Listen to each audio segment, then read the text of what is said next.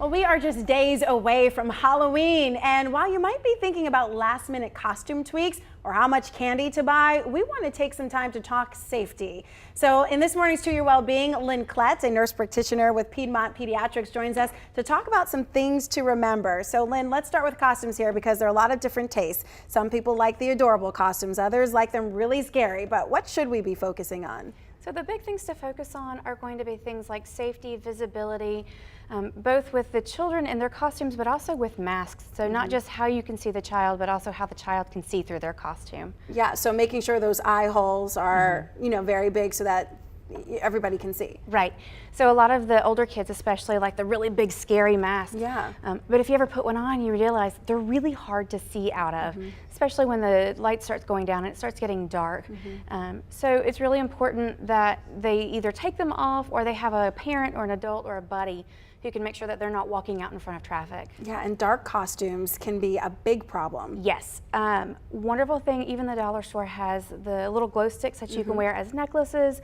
I've seen costumes where they incorporate the glow sticks as part of the costume, and flashlights. So really easy and inexpensive ways to increase the visibility of the child. Right, all three important things. All right, so let's get to an important question that we're offering on our website right now, WFMY.com.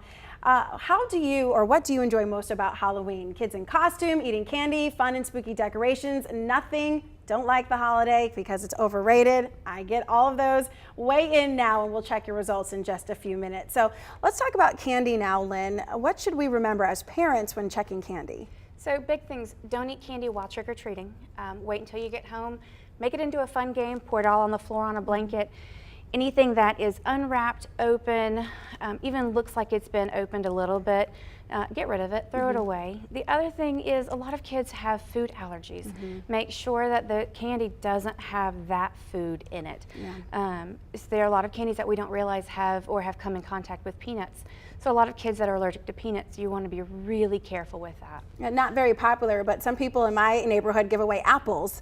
Should we also be taking the same precautions with that? But definitely, yeah, definitely. Any food. Any food, anything that somebody puts as a gift or as a giveaway, really check it to make sure it's not been tampered with. All right, so what should we know about trick-or-treating safety on that night?